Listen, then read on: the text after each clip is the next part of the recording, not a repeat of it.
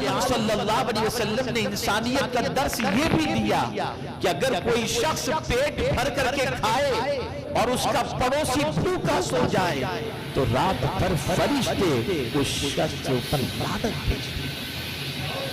کیا کبھی ہم نے یہ سوچا؟ اب تو سیلفش ہم اتنے ہو گئے کہ پڑوس میں رہنے والے کا نام کیا ہے یہ بھی نہیں معلوم، تو اس کے گھر کے حالات کیا معلوم ہے؟ ہماری زندگی انسانیت سے کوسوں دور ہو چکی ہے، ہماری زندگی انسانیت سے کافی فاصلے پر ہو چکی ہے۔ یہی وجہ ہے کہ زندگی سے سکون ختم ہو چکا، زندگی سے طمانینت ختم ہو چکی۔ محلوں میں رہنے کے بعد اور آسائش کے سارے سامان کی موجودگی کے باوجود اگر آج بھی ہمیں تلاش ہے تو سکون کی تلاش ہے، اور یہی ایک سکون ایسا ہے جو ہمیں نصیب نہیں ہو رہا ہے، میسر نہیں ہو رہا ہے۔ سکون انسانیت، سکون غمخواری کے اندر ہے، سکون کسی کے درد کو بانٹنے کے اندر ہے، سکون کسی کے ساتھ اس نے سلوک سے پیش آنے کے اندر ہے۔ میاں ثواب کی توقع اور ثواب کی لالچ پہ نہیں کرو، اللہ کی رضا کے لیے کوئی کام کر کے دیکھو تو ثواب بھی ملے گا اور مولا کی خوشی بھی حاصل ہو جائے گی۔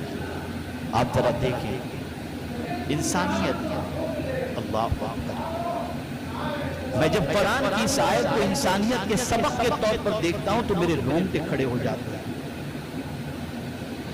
آپ نے بارہا سنا ہوگا، محرم کی مجالس میں سنا ہوگا،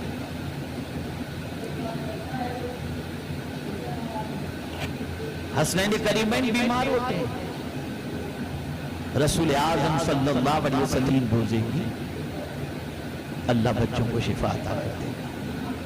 خاتون جنت نے نظر مانی، گھر میں کھانے کے لیے کچھ نہیں، روزہ رکھ لیتی ہیں۔ مولا علی قدم اللہ تعالی وجہہ الکریم یہودی کے پاس سے آٹا لے کر آتے ہیں، پہلے دن کے افطار کے لیے روٹیاں بنتی ہیں۔ توجہ چاہوں گا، تھوڑا سا ذہن دوڑا کر اپنی زندگی کی طرف ہم دیکھیں اور پھر انسانیت کو سمجھنے کی کوشش کریں۔ قرض سے لائے ہوئے آٹے سے روٹیاں بنی ہوئی، افطار کا وقت دسترخوان کے اوپر روٹیاں پڑی ہوئی، ایک مسکین نے آواز لگائی دروازے پر، اللہ کے نام پہ کچھ دے دو، بھوکا ہوں۔ خاتون جنت نے اپنے بچوں کے سامنے سے بھی روٹیاں اٹھائیں اور خادمہ سے فرمایا جاؤ، اس دروازے پر مسکین آواز لگا رہا ہے، وہ ہم سے زیادہ شاید بھوکا ہوگا، جاؤ یہ روٹیاں اسے دے دو، آج ہم پانی پی کر افطار کر لیں گے۔ پانی پی کر افطار کر لیا گیا، دوسرے دن روزہ رکھا گیا اور دوسرے روز بھی مولا علی قدم اللہ تعالی وجہ الکریم جو آٹا لائے تھے اس سے روٹیاں بنائی گئیں۔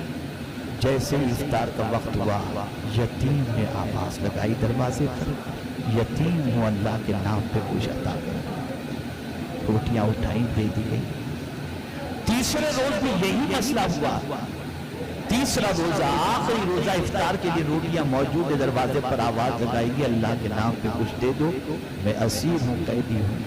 خاتون جنت رضی اللہ تعالیٰ عنہ نے وہ روٹیاں اٹھائیں اور دے دی۔ جانتے ہو آپ، اب جو چیز سمجھنے کی وہ میں سمجھا رہا ہوں،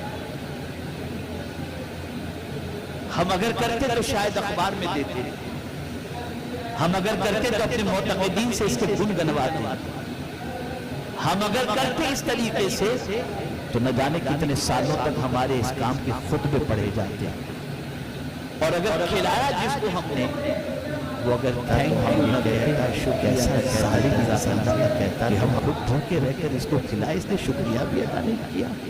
لیکن اے خاتون جنت آپ کی عظمتوں پر قربان، جیسے ہی وہ کھانے والے بھوکوں نے کہا اللہ آپ کو جزا دے، ہم آپ کا شکریہ ادا کرتے ہیں، تو قرآن نے حضرت فاطمہ کے جملے کو محفوظ کر لیا۔ قرآن کہتا ہے کہ خاتون جنت نے کہا انما نطعمکم لوجہ اللہ لا نرید منکم جزاء ولا شکورا، کہ میں نے یہ کھانا تو صرف اللہ کو راضی کرنے کے لیے کھلایا ہے، نہ تم سے بدلہ چاہیے، نہ شکر کی مجھے کوئی امید ہے۔ ویڈیو کیسی لگی کمنٹ میں ضرور بتائیں اور ویڈیو کو لائک کو شیئر کریں اور ہمارے چینل کو